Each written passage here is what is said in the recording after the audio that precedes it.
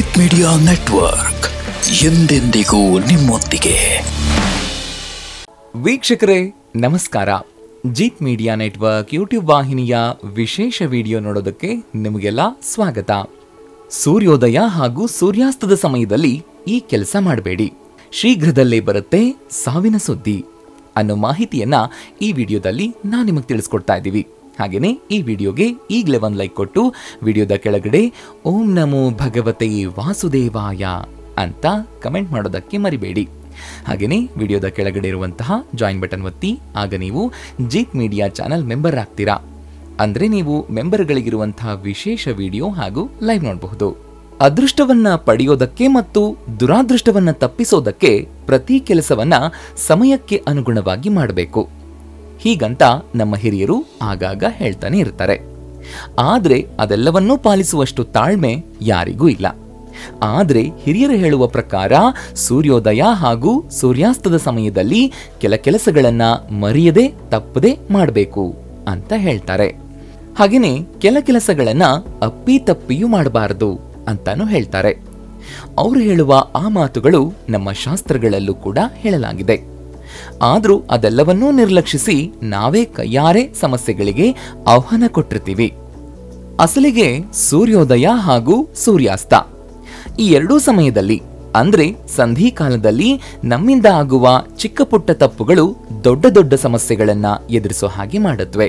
ಉದಾಹರಣೆಗೆ, ಮನೆಯಲ್ಲಿ ಸದಾ ಕಲಹದ ವಾತಾವರಣ, ವ್ಯಾಪಾರ ಹಾಗೂ ಉದ್ಯೋಗದಲ್ಲಿ ಏಳಿಗೆ ಇಲ್ಲದೆ ಒದ್ದಾಟ, ಪದೇ ಪದೇ ಸಾಲ ಮಾಡುವಂತಹ ಅನಿವಾರ್ಯತೆ, ಇದರ ಪರಿಣಾಮ ಮಾನಸಿಕ ಒತ್ತಡಕ್ಕೆ ಒಳಗಾಗೋದು.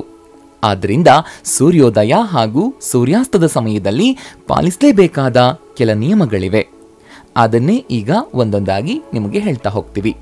ಅವುಗಳನ್ನ ಗಮನ ಇಟ್ಟು ಕೇಳಿಸ್ಕೊಂಡು ಪಾಲಿಸಿ. ಆಗ ನೋಡಿ ನಿಮ್ಮ ಜೀವನದಲ್ಲಿ ಅದೆಂಥ ಬದಲಾವಣೆಗಳಾಗುತ್ತವೆ ಅಂತ. ಆದ್ರೆ ಅದಕ್ಕಿಂತ ಮುಂಚೆ ನೀವೆಲ್ಲ ಮಾಡಬೇಕಾಗಿರೋ ತುಂಬಾನೇ ಮುಖ್ಯವಾದ ಕೆಲಸ ಏನಪ್ಪಾ ಅಂತಂದ್ರೆ ಈ ವಿಡಿಯೋನ ಕೊನೆ ತನಕ ಸ್ಕಿಪ್ ಮಾಡದೆ ನೋಡಿ. ಸೂರ್ಯೋದಯ ಹಾಗೂ ಸೂರ್ಯಾಸ್ತದ ಸಮಯ ಇವೆರಡಕ್ಕೂ ಇರೋ ಮಹತ್ವ ಅಷ್ಟಿಷ್ಟಲ್ಲ. ಶಾಸ್ತ್ರಗಳಲ್ಲಂತೂ ಈ ಎರಡೂ ಘಳಿಗೆಗಳು ಮನುಷ್ಯನ ಜೀವನವನ್ನೇ ಬದಲಾಯಿಸೋ ಶಕ್ತಿಯುಳ್ಳ ಘಳಿಗೆ ಅಂತಾನೆ ಹೇಳಲಾಗುತ್ತೆ. ಈ ಎರಡೂ ಘಳಿಗೆಯ ಸಮಯದಲ್ಲಿ ಶಾಸ್ತ್ರಗಳಲ್ಲಿ ಉಲ್ಲೇಖವಾಗಿರೋ ನಿಯಮಗಳನ್ನ ಪಾಲಿಸಿದ್ರೆ ಸಾಕು, ಜೀವನದಲ್ಲಿರುವಂತಹ ಅರ್ಧಕರ್ಧ ಸಮಸ್ಯೆಗಳೇ ದೂರ ಆಗೋಗ್ಬಿಡುತ್ತೆ. ಅಲ್ಲದೆ ಮಹಾಲಕ್ಷ್ಮಿ ಕೂಡ ನಿಮ್ಮ ಕೆಲಸ ಕಾರ್ಯಗಳಿಂದ ಪ್ರಸನ್ನಳಾಗಿ ನಿಮ್ಮ ನೋವು ಕಷ್ಟಗಳೆಲ್ಲವನ್ನು ಕೂಡ ದೂರ ಮಾಡಿಬಿಡ್ತಾಳೆ. ಹಾಗಾದ್ರೆ ಸೂರ್ಯೋದಯ ಹಾಗೂ ಸೂರ್ಯಾಸ್ತದ ಸಮಯದಲ್ಲಿ ನೀವು ಪಾಲಿಸಲೇಬೇಕಾದ ಮುಖ್ಯವಾದ ನಿಯಮಗಳನ್ನ ನೋಡೋಣ. ಹಿಂದಿನ ಕಾಲದಲ್ಲೆಲ್ಲ ನಮ್ಮ ಹಿರಿಯರು ಸೂರ್ಯೋದಯಕ್ಕಿಂತ ಮುಂಚೆನೆ ಎದ್ದು ಮನೆಯನ್ನೆಲ್ಲ ಸ್ವಚ್ಛಗೊಳಿಸಿ ಸ್ನಾನ ಮಾಡಿ ದೇವರ ಮುಂದೆ ದೀಪ ಹಚ್ಚೋರು. ಹಾಗೇನೆ ಸೂರ್ಯದೇವನಿಗೆ ಅರ್ಘ್ಯವನ್ನ ಅರ್ಪಿಸೋರು. ಆದ್ರೆ ಇಂದಿನ ಯುವ ಪೀಳಿಗೆಯವ್ರಿಗೆ ಇದೆಲ್ಲ ಗೊತ್ತೇ ಇಲ್ಲ. ರಾತ್ರಿಯೆಲ್ಲ ಮೊಬೈಲ್ನಲ್ಲಿ ಮುಳುಗಿರೋರು ಸೂರ್ಯೋದಯದ ಸಮಯದಲ್ಲಿ ನಿದ್ರೆಗೆ ಜಾರ್ತಾರೆ. ಅವರೆಲ್ಲ ಕಣ್ಬಿಡೋದೆ ಸೂರ್ಯ ನೆತ್ತಿ ಮೇಲೆ ಬಂದಾಗ. ನಿಮಗೂ ಅಥವಾ ನಿಮ್ಮ ಮನೇಲಿರೋರ್ಗೆ ಇಂಥ ಅಭ್ಯಾಸ ಇದ್ದಲ್ಲಿ ಮೊದಲು ಅದನ್ನ ತಪ್ಪಿಸಿ. ಸೂರ್ಯೋದಯದ ಸಮಯದಲ್ಲಾಗ್ಲಿ ಸೂರ್ಯಾಸ್ತದ ಸಮಯದಲ್ಲಾಗ್ಲಿ ಹಾಸಿಗೆ ಮೇಲೆ ಇರಬಾರದು. ಇದು ದರಿದ್ರತೆಯ ಲಕ್ಷಣವಾಗಿದ್ದು ಹೀಗೆ ಮಾಡಿದಲ್ಲಿ ಮನೆಯಲ್ಲಿ ಸಾವಿನ ಸುದ್ದಿ ಬರುತ್ತೆ ಅಂತ ಪರಿಗಣಿಸಲಾಗುತ್ತೆ. ಅಲ್ಲದೆ ಸೂರ್ಯ ಮುಳುಗೋ ಸಮಯದಲ್ಲಿ ಕಣ್ಣೀರ್ ಹಾಕಿದ್ರೆ, ಅದರಲ್ಲೂ ವಿಶೇಷವಾಗಿ ಮನೆಯ ಹೆಣ್ಮಕ್ಳು ಕಣ್ಣೀರ್ ಹಾಕಿದ್ರೆ ಅದು ಮನೆಗೆ ಶ್ರೇಯಸ್ಸಲ್ಲ. ಇನ್ನು ಸೂರ್ಯ ಮುಳುಗೋ ಸಮಯದಲ್ಲಿ ನಿಮ್ಮ ಮನೆಯಲ್ಲಿರುವ ಮೊಸರನ್ನ ಬೇರೆಯವರ ಮನೆಗೆ ತಪ್ಪಿಯೂ ನೀಡಬಾರದು.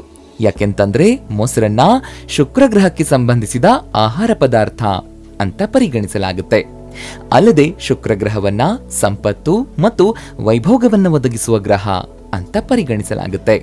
ಸೂರ್ಯಾಸ್ತದ ಸಮಯದಲ್ಲಿ ಅಥವಾ ಸೂರ್ಯಾಸ್ತದ ನಂತರ ಯಾರಿಗಾದ್ರೂ ಮೊಸರು ನೀಡೋದ್ರಿಂದ ಸಂತೋಷ ಮತ್ತು ಸಮೃದ್ಧಿ ಕಡಿಮೆಯಾಗುತ್ತೆ, ಐಶ್ವರ್ಯವು ಕೂಡ ಕಡಿಮೆಯಾಗುತ್ತೆ. ಹೀಗೆ ಮಾಡೋದ್ರಿಂದ ಲಕ್ಷ್ಮೀ ದೇವಿಗೆ ಕೋಪ ಬರುತ್ತೆ ಅಂತ ಶಾಸ್ತ್ರಗಳಲ್ಲಿ ಹೇಳಲಾಗಿದೆ. ಇನ್ನು ಕೆಲವರು ಬೆಳಗ್ಗೆ ಕಣ್ಬಿಟ್ಟ ತಕ್ಷಣ ಮಲಗಿರೋ ಹಾಸಿಗೆಯಲ್ಲೇನೆ ಬಾಯಿ ತೊಳಿದೇನೆ ಟೀ ಇಲ್ಲ ಕಾಫಿ ಕುಡಿತಾ ಇರ್ತಾರೆ. ಈ ಅಭ್ಯಾಸ ಒಳ್ಳೇದಲ್ಲ. ಇದರಿಂದ ನಿಮ್ಮ ಆರೋಗ್ಯ ಸಮಸ್ಯೆ ಆಗುವ ಸಾಧ್ಯತೆ ಹೆಚ್ಚಾಗಿರುತ್ತೆ. ಹಾಗೇನೆ ಸಂಜೆ ಅಂದ್ರೆ ಸೂರ್ಯಾಸ್ತದ ಸಮಯದಲ್ಲಿ ಮಲಗಿದ್ರೆ ನೀವು ಹಣದ ಸಮಸ್ಯೆಯನ್ನ ಎದುರಿಸಬೇಕಾಗತ್ತೆ. ಕಾರಣ ಸೂರ್ಯಾಸ್ತದ ಸಮಯದಲ್ಲಿ ನಿದ್ರೆ ಮಾಡೋ ವ್ಯಕ್ತಿಯ ಅದೃಷ್ಟವು ಅವನೊಂದಿಗೆ ಮಲಗುತ್ತೆ ಅಂತ ಹೇಳಲಾಗುತ್ತೆ. ಸಾಲಗಾರ ಮತ್ತು ಸಾಲವನ್ನ ನೀಡುವವನು ಇಬ್ರು ಅತೃಪ್ತರಾಗಿರ್ತಾರೆ. ಸೂರ್ಯಾಸ್ತದ ನಂತರ ನಿಮ್ಮ ಮನೆಯನ್ನ ಗುಡಿಸೋ ಅಭ್ಯಾಸ ಇದೆಯಾ? ತಕ್ಷಣ ಈ ಅಭ್ಯಾಸವನ್ನ ಬಿಟ್ಟು ಸೂರ್ಯಾಸ್ತದ ಮೊದಲು ಗುಡಿಸ್ಬೇಕು. ಯಾಕೆಂತಂದ್ರೆ ಸೂರ್ಯ ಮುಳುಗಿದ ನಂತರ ಇದನ್ನ ಮಾಡೋದ್ರಿಂದ ಸಂಪತ್ತು ಮತ್ತು ವೈಭವದ ನಷ್ಟವಾಗುತ್ತೆ.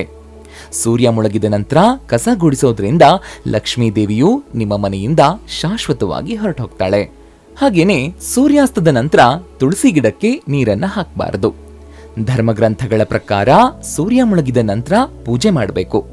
ಅಂದ್ರೆ ದೀಪ ಮತ್ತು ಆರತಿಯನ್ನ ಆ ಸಮಯದಲ್ಲಿ ಮನೆಯಲ್ಲಿ ಮಾಡಬೇಕು. ಸೂರ್ಯಾಸ್ತದ ಸಮಯದಲ್ಲಿ ಕತ್ತಲೆ ಇರುವ ಸಮಯದಲ್ಲಿ ದೆವ್ವ ಮತ್ತು ಆತ್ಮಗಳಂತಹ ಶಕ್ತಿಗಳು ಅಲ್ಲಿ ವಾಸ ಮಾಡೋದಕ್ಕೆ ಪ್ರಾರಂಭಿಸುತ್ತವೆ ಅಂತ ನಂಬಲಾಗಿದೆ. ಅಲ್ಲದೆ ಸೂರ್ಯಾಸ್ತದ ಸಮಯದಲ್ಲಿ ಎಂದಿಗೂ ಲೈಂಗಿಕ ಕ್ರಿಯೆ ನಡೆಸಬಾರದು ಅಂತ ಶಾಸ್ತ್ರದಲ್ಲಿ ಹೇಳಲಾಗುತ್ತೆ. ಹೀಗೆ ಮಾಡಿದಲ್ಲಿ ಲಕ್ಷ್ಮೀದೇವಿ ನಿಮ್ಮ ಮೇಲೆ ಮುನಿಸ್ಕೊಳ್ತಾಳೆ ಅನ್ನೋ ನಂಬಿಕೆ ಇದೆ. ಇನ್ನು ವಾಸ್ತುಶಾಸ್ತ್ರದ ಪ್ರಕಾರ ಸೂರ್ಯೋದಯ ಮತ್ತು ಸೂರ್ಯನು ಅಸ್ತಮಿಸುವ ಸಮಯ ಅಂದ್ರೆ ಸೂರ್ಯಾಸ್ತದ ಸಮಯದಲ್ಲೂ ಸೂರ್ಯನಿಗೆ ನಮಸ್ಕಾರ ಮಾಡೋದು ಅತ್ಯಂತ ಮಂಗಳಕರ ಅಂತ ಪರಿಗಣಿಸಲಾಗಿದೆ. ಹೀಗೆ ಮಾಡೋದ್ರಿಂದ ನಿಮ್ಮ ಮನೆಯ ವಾತಾವರಣವು ಆಹ್ಲಾದಕರ ಮತ್ತು ಶಾಂತಿಯುತವಾಗಿರುತ್ತೆ ಅಂತ ಹೇಳಲಾಗುತ್ತೆ. ಆದ್ರಿಂದ ನೀವು ಪ್ರತಿನಿತ್ಯ ಬೆಳಗ್ಗೆ ಹಾಗೂ ಸಂಜೆ ಸೂರ್ಯನಿಗೆ ನಮನ ಸಲ್ಲಿಸೋದನ್ನ ಮರಿಬೇಡಿ. ಕೆಲವರು ಬೆಳಗ್ಗೆ ಆಗ್ಲಿ ಇಲ್ಲ ಸಂಜೆ ಆಗ್ಲಿ ಸಮಯ ಇದ್ದಾಗ ದೀಪವನ್ನ ಬೆಳಗ್ತಾರೆ. ಆದ್ರೆ ಧಾರ್ಮಿಕ ನಂಬಿಕೆಗಳ ಪ್ರಕಾರ ಸೂರ್ಯಾಸ್ತದ ಸಮಯದಲ್ಲಿ ಮನೆಯ ಯಾವುದೇ ಮೂಲೆಯಲ್ಲಿ ಕತ್ತಲೆ ಇರಬಾರದು. ಸೂರ್ಯಾಸ್ತದ ವೇಳೆ ಮನೆಯಲ್ಲಿ ದೀಪವನ್ನ ಬೆಳಗಿಸುವ ಮೂಲಕ ಎಲ್ಲೆಡೆ ಬೆಳಕನ್ನ ಆವರಿಸುವಂತೆ ಮಾಡಬೇಕು. ಹೀಗೆ ಮಾಡೋದ್ರಿಂದ ಮನೆಯಲ್ಲಿ ಸಂಪತ್ತು, ಧಾನ್ಯಗಳು ಹಾಗೂ ಸಂತೋಷ ಮತ್ತು ಸಮೃದ್ಧಿ ನೆಲೆಸುತ್ತೆ. ಇನ್ನೊಂದು ಮುಖ್ಯವಾದ ವಿಚಾರ, ಸೂರ್ಯಾಸ್ತದ ಸಮಯದಲ್ಲಿ ಕೇವಲ ದೇವರ ಮುಂದೆ ಅಷ್ಟೇ ದೀಪವನ್ನ ಹಚ್ಚದೆ ನಮ್ಮ ಪೂರ್ವಜರಿಗೆ ನಮಸ್ಕರಿಸಿ ಅವರ ಫೋಟೋದ ಮುಂದೆ ದೀಪವನ್ನ ಬೆಳಗಿಸಬೇಕು. ಹೀಗೆ ಮಾಡೋದ್ರಿಂದ ಪೂರ್ವಜರ ಆಶೀರ್ವಾದ ಸದಾ ನಿಮ್ಮ ಮೇಲಿರುತ್ತೆ. ಅವರ ಆಶೀರ್ವಾದದಿಂದ ಜೀವನದಲ್ಲಿರುವ ಎಲ್ಲ ಕಷ್ಟಗಳು ದೂರ ಆಗ್ತಾ ಹೋಗುತ್ತೆ. ವೀಕ್ಷಕರೇ, ನೋಡಿದ್ರಲ್ವಾ? ಸೂರ್ಯೋದಯ ಹಾಗೂ ಸೂರ್ಯಾಸ್ತದ ಸಮಯದಲ್ಲಿ ಈ ಕೆಲಸ ಮಾಡಬೇಡಿ, ಶೀಘ್ರದಲ್ಲೇ ಬರುತ್ತೆ ಸಾವಿನ ಸುದ್ದಿ ಅನ್ನೋ ಮಾಹಿತಿಯನ್ನ ನೀಡಿದಂತಹ ಈ ವಿಡಿಯೋ ನಿಮ್ಗೆ ಇಷ್ಟ ಆಗಿದೆ ಅಂತ ಭಾವಿಸ್ತೀನಿ. ಇಷ್ಟ ಆದ್ರೆ ಈ ವಿಡಿಯೋಗೆ ಈಗಲೇ ಒಂದು ಲೈಕ್ ಕೊಡಿ. ಅಷ್ಟೇ ಅಲ್ಲ, ಈ ವಿಡಿಯೋನ ನಿಮ್ಮ ಸ್ನೇಹಿತರಿಗೆ ಮತ್ತು ಸಂಬಂಧಿಕರಿಗೆ ಶೇರ್ ಮಾಡೋದಕ್ಕೆ ಮರಿಬೇಡಿ. ಜೀತ್ ಮೀಡಿಯಾ ನೆಟ್ವರ್ಕ್ ಚಾನೆಲ್ನ ಸಬ್ಸ್ಕ್ರೈಬ್ ಆಗಿ, ಹಾಗೆಯೇ ವಿಡಿಯೋದ ಕೆಳಗಡೆ ಇರುವಂತಹ ರೆಡ್ ಬೆಲ್ ಐಕಾನ್ ಪ್ರೆಸ್ ಮಾಡಿ ಆಲ್ ನೋಟಿಫಿಕೇಶನ್ ಒತ್ತೋದಕ್ಕೆ ಮರಿಬೇಡಿ. ಜೀತ್ ಮೀಡಿಯಾ ನೆಟ್ವರ್ಕ್ ವಿಡಿಯೋಗಳು ನಿಮ್ಗಿಷ್ಟ ಆದ್ರೆ ಈ ವಿಡಿಯೋದ ಕೆಳಗಡೆ ಇರುವಂತಹ ಥ್ಯಾಂಕ್ಸ್ ಮತ್ತು ಜಾಯಿನ್ ಬಟನ್ ಪ್ರೆಸ್ ಮಾಡಿ ನಮ್ಮ ಪ್ರಯತ್ನವನ್ನ ಬೆಂಬಲಿಸಿ. ಜೀತ್ ಮೀಡಿಯಾ ನೆಟ್ವರ್ಕ್ ಸಮಸ್ತ ವೀಕ್ಷಕರಿಗೆ ಮಾತೆ ಮಹಾಲಕ್ಷ್ಮಿಯ ಆಶೀರ್ವಾದ ಸದಾ ಇರಲಿ ಅಂತ ಕೇಳ್ತಾ ಇವತ್ತಿನ ಈ ವಿಡಿಯೋನ ಇಲ್ಲಿಗೆ ಮುಗಿಸ್ತಾ ಇದ್ದೀನಿ. ನಮಸ್ಕಾರ.